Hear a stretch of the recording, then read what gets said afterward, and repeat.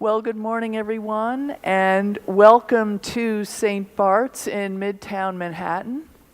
My name is Meredith Ward, and I'm on the clergy team here. And on behalf of the rector and all the clergy and the people of St. Bart's, it is my joy and delight to welcome you here this morning to the forum where we have sacred conversations about things that matter. This morning, we are absolutely delighted to have back with us one of our favorite people, someone who has, yes, we have a cheering section out there, who has been at St. Bart's many, many times to teach classes. Professor Larry Welborn from Fordham University is one of our most popular teachers here and has taught many classes over the past several years. And he's going to be starting a new class this week, starting on Thursday evenings, on women leaders in early Christianity. And this morning, he's going to give us an introduction, a preview, a little bit of a teaser for what we have in store over the 5 weeks of that class coming up, and introduce us to some of the material he's going to be talking about. So Larry, without further ado, I'll turn it over to you. Thank you so much, Meredith. And it's so good to be back here in person, right? Thank you. Oh, I was afraid I would knock that off. It is so good to be back in person. Of course, I've never been gone because I've been teaching online with those wonderful opportunities that Peter Thompson and others create. This is the most wonderful, talented, and committed group of people that I have the opportunity to be involved with. And I want to begin this morning by telling you about the genesis of this course, the origin of the journey that we are about to take together in the next 5 weeks. Just before the pandemic, I was standing on the Kutsongila Ridge above the harbor city of ancient Corinth. With my wife Diane, our younger son Mark, we had been invited there by an archaeologist to view his most recent discovery. The archaeologist is Joseph Reif. He is the chairperson of Classics and Mediterranean Studies at Vanderbilt University and a personal friend. And he invited us to go up this road with him to the Kutsongila Ridge because he wanted us to see of a large octagonal structure that his team of archaeologists had discovered. And what we saw that day was a sensational discovery. This is an aerial view of the western harbor of ancient Corinth, a place called Kenchreai. And on the road above that harbor, archaeologists have discovered a series of beautiful Roman villas which date to the 1st century, the time of Paul. And north of those villas is a large cemetery. Between the villas and the cemetery, the archaeologists discovered a large octagonal structure, more than 2 stories high, so that it would have been visible to all the ships that are sailing into the harbor. It dominates the shoreline. The archaeologist reconstructed the building. You can see the archaeologist rendering of what they found. There is the beautiful octagon. And inside, they found mosaics in the floor. You can still see them when you go there. Traces of pigment on the walls indicate that it was brightly colored. They also found a deposit at the foundation stone, a deposit laid there when the building was consecrated. Inside that deposit, they found 13 lamps with Christian symbols, 13 coins that had been carefully selected to represent the regime of different emperors, and a flask of oil. Well, the archaeologists began to ask themselves, who could have been the person commemorated by this 4th century octagon? There are no famous bishops from Kenchreai in those early centuries, and there are no martyrs, and so only one person is a plausible candidate for the one in whose memory this octagonal chapel was erected. And by now you've probably come to the same conclusion as the archaeologist. Romans chapter 16, verses 1 and 2, Paul composes a commendation for a woman named Phoebe, whom he describes as the diakonos of the assembly, the church at Kenchreai. Now, the translation deacon, which is given in the RSV, the Revised Standard Version, suggests that she is a second-level servant of the church, but in the 1st century, diakonos has a broader, more general meaning. It means minister. And then Paul tells us something more about her. He tells us that she has been a benefactor. Now, the word that's translated benefactor here is the word prostatis. Can you say that with me? Prostatis. Look it up in the Greek dictionary. Guess what it means? Patroness. And Paul says she has been a patroness, a benefactor of many, and of myself as well. Can you put this together? Paul has just introduced his readers, has just introduced us to the woman who what? Bankrolled the final years of his own apostolic ministry. She has been the prostatis, the patroness of me as well. Wow. Now I'd like to go back to those objects that the archaeologists discovered, carefully deposited in the foundation stone.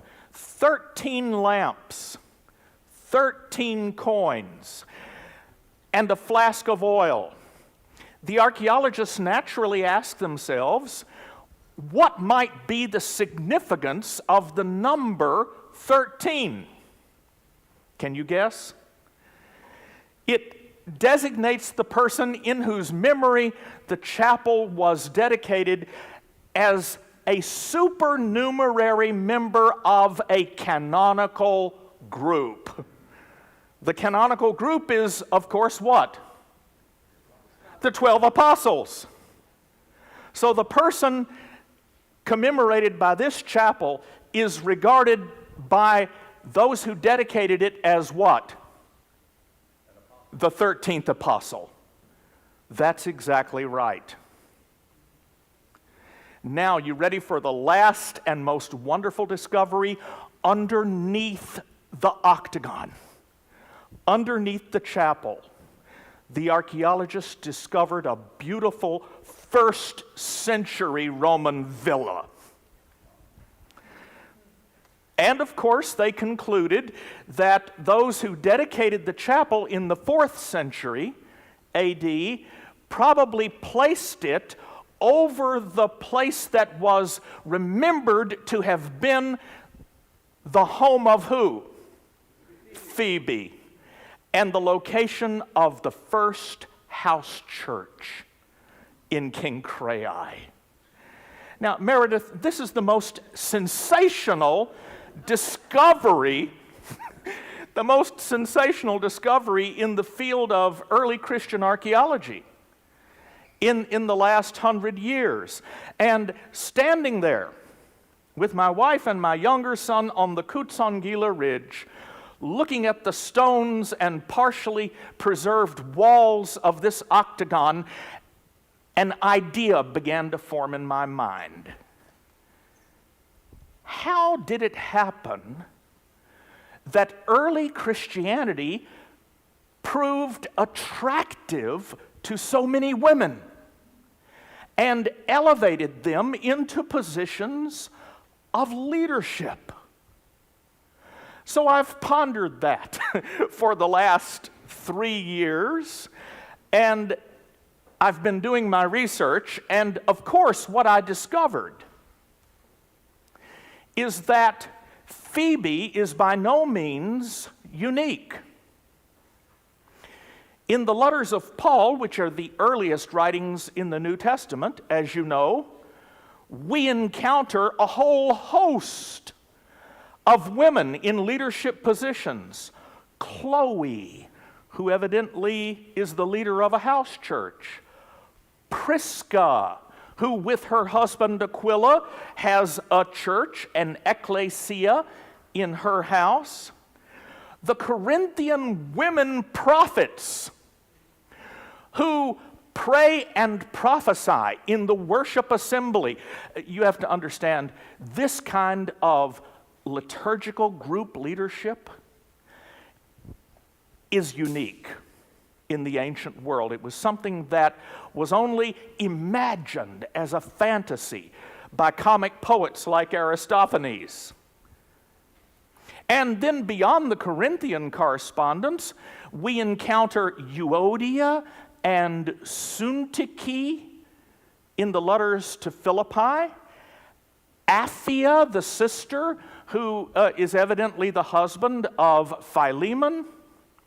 And then in Paul's last and greatest letter, in the 16th chapter, he sends greetings from about 35 people. They are his missionary colleagues, his team, with whom he traveled the Mediterranean. Can you guess what percentage are women? Almost half. That is unparalleled in ancient religious associations. And one of those women from whom Paul sends a greeting is named Junia. And Paul says she is famous among the apostles. Now, that Greek phrase is a little bit ambiguous. It could mean that she enjoys a high reputation among the group of apostles, but it could also mean that she herself, Junia, is what? A famous apostle. That's a completely plausible translation of the Greek phrase. We will be considering those women in the Pauline assemblies on Thursday night of this week. And it's a fascinating opportunity to retrieve women leaders in the earliest period of Christianity. Then the next week, we move to a place called Iconium, which is now in Turkey. You can go see the ruins of it on an archaeological tour. And we will encounter a young woman named Thecla, who was engaged to be married to a wealthy young noble, but she heard Paul preaching in the house next door, and she was spellbound. She sat on the windowsill listening to his sermons. And so she broke her engagement with the wealthy young noble. She followed Paul across the Mediterranean to the big city of Antioch, where she was arrested for being a Christian. She was put into the amphitheater to fight with the beasts. But she was saved, can you guess? By a lioness. She was then thrown into a pool of water with hungry seals. And, not knowing what might happen, Thecla baptized herself. When God saved her from the beast in the amphitheater, she then went off on an apostolic mission of her own with a group of young men and women which she led, finally returning at the end of her life to her home in Iconium. The third week of our course, we will move to North Africa, and we will get to know a woman named Perpetua, who, together with her young friend and servant Felicitas, was in the process of becoming a Christian, a catechumen. And what is most remarkable about her story is that she composed, listen to this, a prison diary when she was arrested for her faith. She composed a prison diary in the first person. Because it is so detailed and so realistic, Meredith, scholars almost universally regard the prison diary of Perpetua as authentic. It's the earliest writing that we have from a Christian woman, and we get to work on it together. And then finally, we return to Turkey, to a region called Cappadocia, and we will read the beautiful, poignant life of a woman named Macrina, composed by her own brother, Gregory of Nyssa. My old teacher at the University of Chicago, the great historian Arnaldo Momigliano, isn't that a great name? He was an old Piedmontese Jew and the greatest Roman historian of his time. Won the MacArthur Genius Prize. In his book on the development of ancient biography, Momigliano describes Gregory's life of his sister Macrina as the most beautiful biography to come down to us from the ancient world. Gregory presents his sister as a Christian Socrates. She is the master. She is the guide to his soul. Now, we will be joined during the 5 weeks of our course by the St. Bart's players in weeks 3, 4, and 5. Tracy Altman used her extraordinary talent as a scriptwriter to convert the Acts of Thecla, the martyrdom of Perpetua, and the life of Macrina by Gregory of Nyssa. She turned these narrative and biographical texts into dramatic scripts. And the St. Bart's players will present each of these in a reader's theater format. Now, I am recalling that I skipped 1 week. After the women in the Pauline churches, we will devote the next week to women in the Gospels, women leaders in the Gospels, and we will focus our attention on Mary Magdalene. Did you know that in 1896, the Berlin Codex was discovered? And in the Berlin Codex is found the Gospel of Mary Magdalene. We will have a chance to read that together. We will also discuss and evaluate the so-called Gospel of Jesus' wife. Have you heard of this? The expression, my wife, is placed into the mouth of Jesus on a fragment of a Coptic papyrus that was delivered to Karen King at Harvard Divinity School in 2011 by a German Egyptologist. Is it for real? Should it be taken seriously? Or is it a forgery? So if you come back to our class in 2 weeks, you will find out. You'll get to know the answer to the question. Well, that's the outline of our course. This Thursday night, women in the Pauline churches.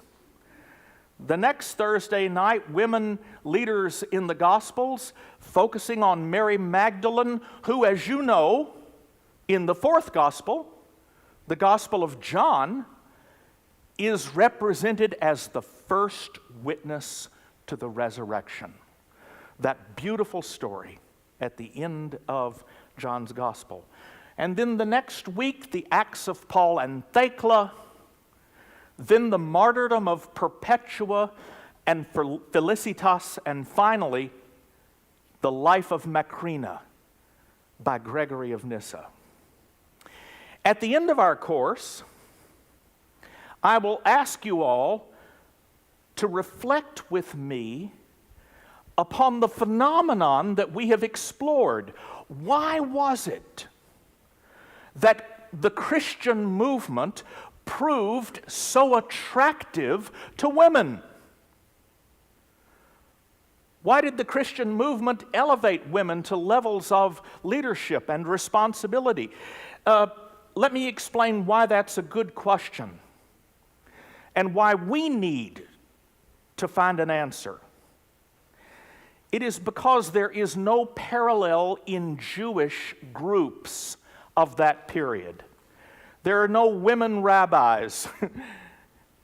In Greek and Roman cultic associations, women occasionally appear as benefactors or patronesses, and occasionally you encounter a priestess, but there is nothing like what we see in early Christianity. So many women in positions of leadership up until the 4th century, when the Christian church becomes more hierarchical.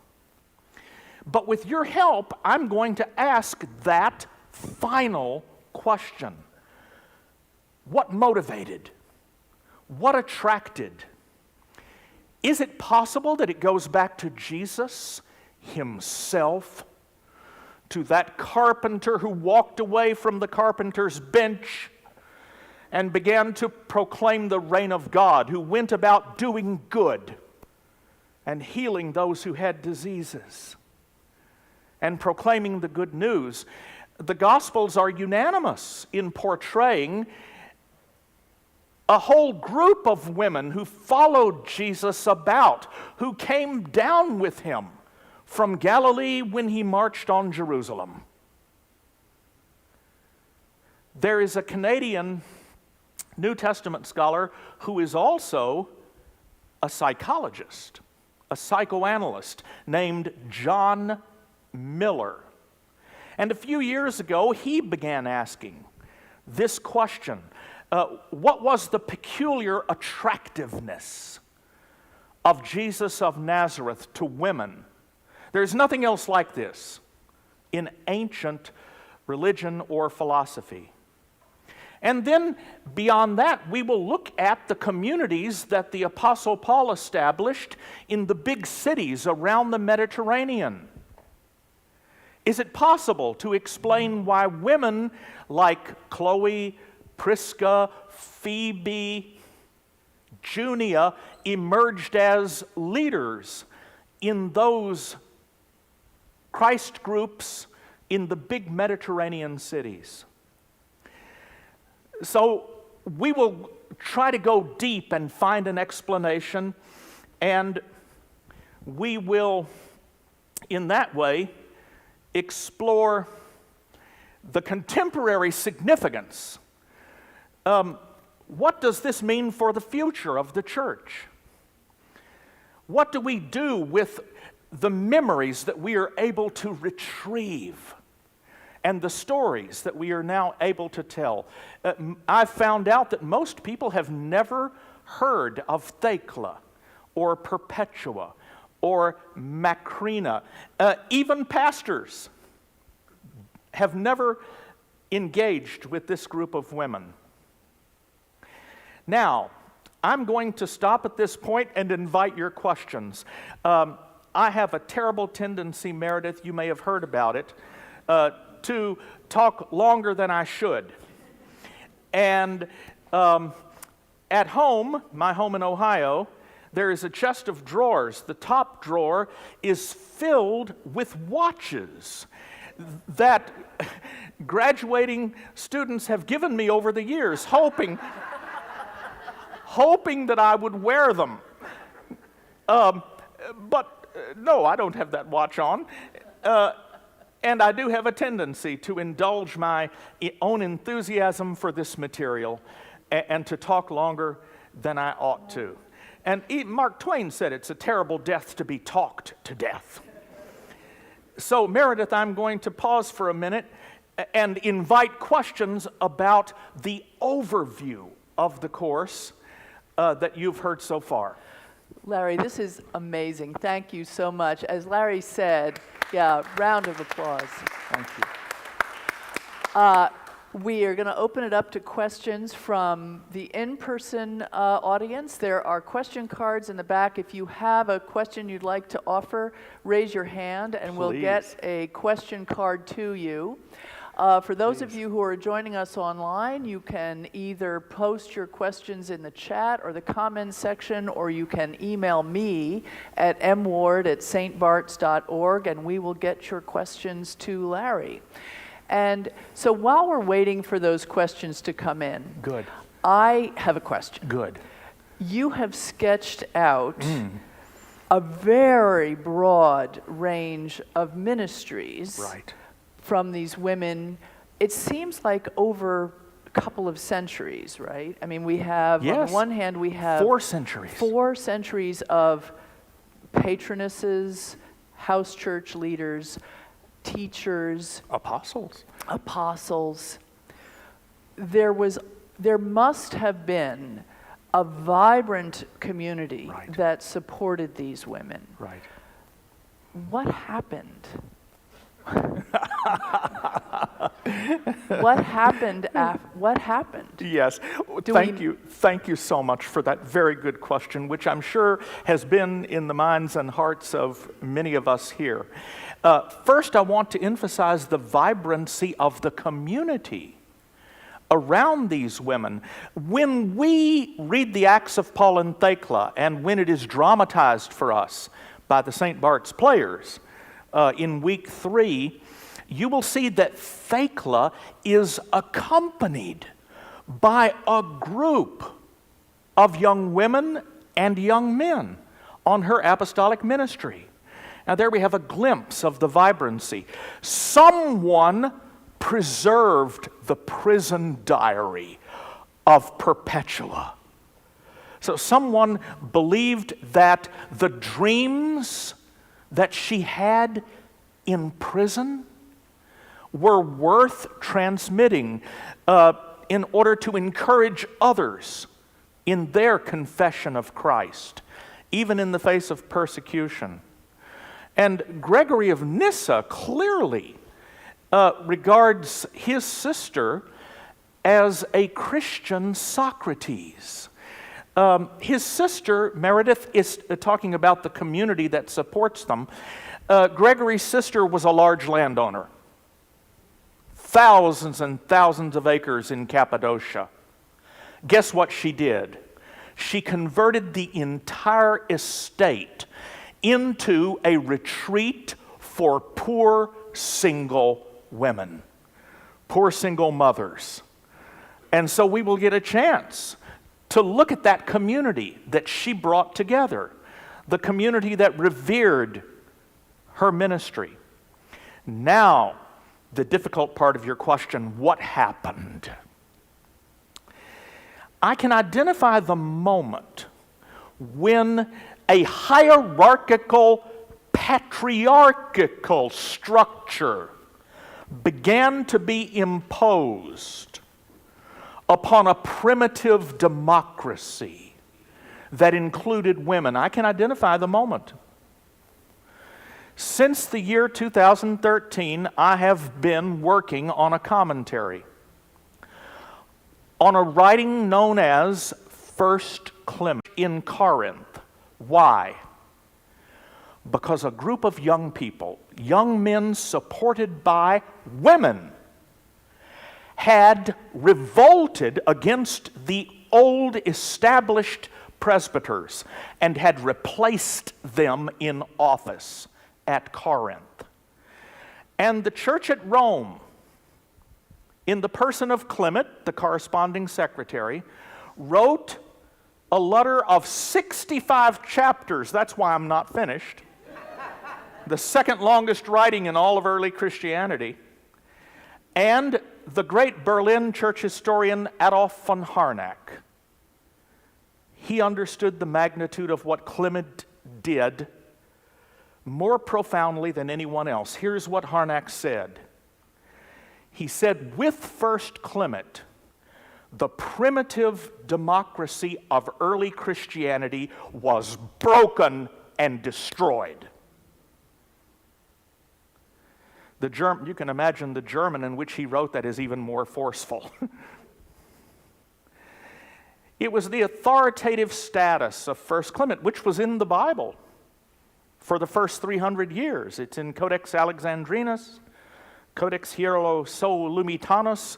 It was a very influential work.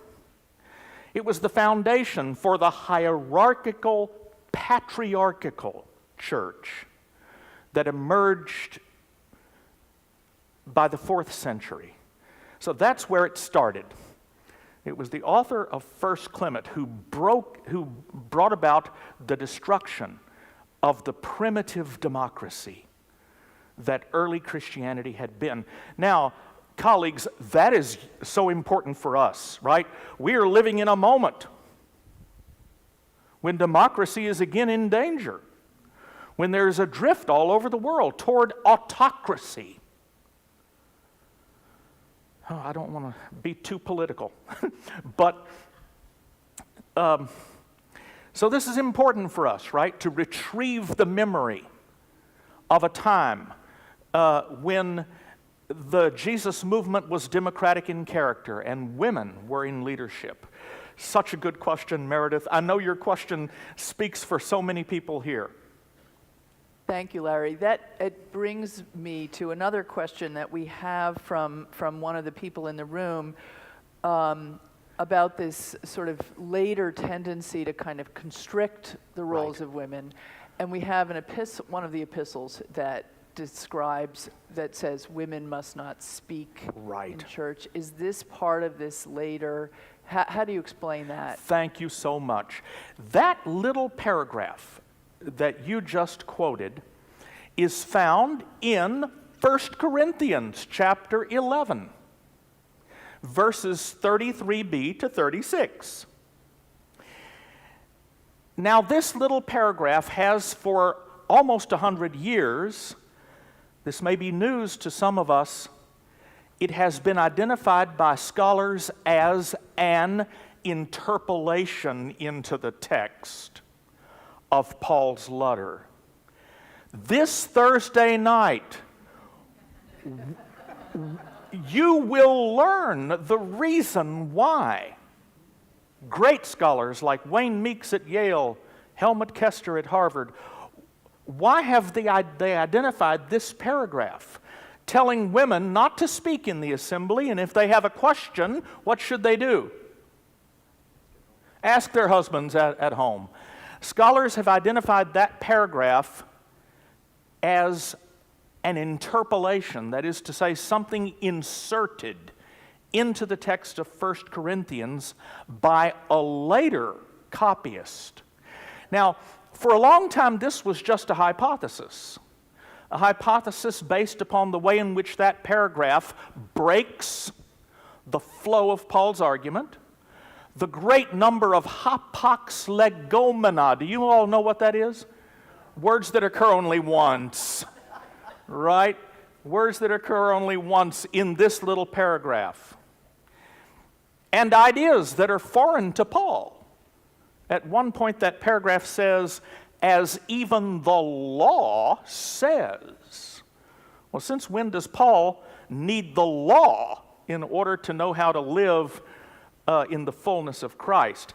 But this was only a hypothesis until about 20 years ago. And you'll find out more about this on Thursday night. 20 years ago, a papyrologist working at the Vatican discovered in Codex Vaticanus, the second oldest text of the New Testament, that this little paragraph is marked out by marks in the manuscript as a scribal insertion from the margin, a marginalium. So in copying the text, someone took a note that had been written where? In the margin, and inserted it into the text. And in an essay published in New Testament Studies about 20 years ago, with photographic copies of Codex Vaticanus, this was shared with the world.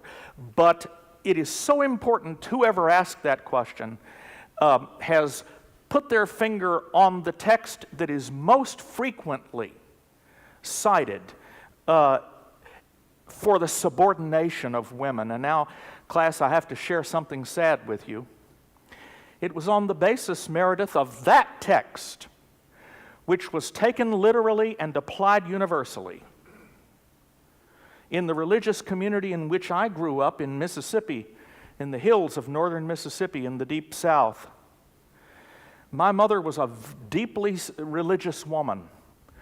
She got up at sunrise every day and read the Psalms. But do you know what I have to tell you? I never heard the voice of my own mother in prayer. I never heard it because of that passage. Wow. That's how important it is for us to retrieve the memory of these early debates, these early experiences. Whoever asked that question, thank you. Thank you, Larry. That's incredibly enlightening, and you're showing us actual hard evidence, textual evidence, right. Archaeological right. evidence that points to some of what these memories, this history was. Right.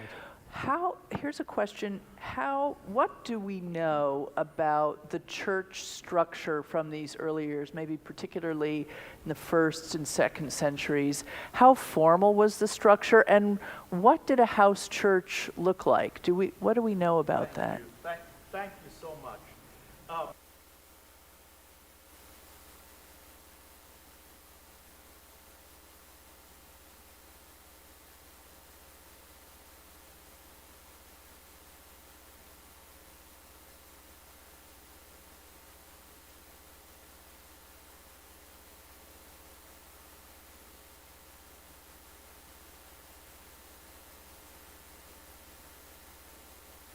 The assembly or church in the house. Try this. Thank you. In the house of individuals. So we know that was the structure of the earliest Christ groups. Before the dedication of church buildings, they met in the homes of individuals. Now, in order to have a house large enough to accommodate a group of, let's say, 50 or 35 people, those people who were the hosts and the hostesses of these early house churches would not have been poor. They would have been people with more than minimal resources. And if you are the host of a house church, you are the de facto patron or patroness of that group. So it's pretty clear from Paul's letters that the people in whose houses the Christ believers assembled had a role in the leadership of those groups. Some of those people were women. Chloe at Corinth, Prisca, Luke in the book of Acts calls her Priscilla. So there were women who led house churches. In only one of Paul's letters, the letter to Philippians, does he mention at the very beginning in the prescript, episkopoi kai diakonoi. Now, to translate episkopoi as what? Bishops, right? Is to modernize that term. In the first century, episkopos means overseer.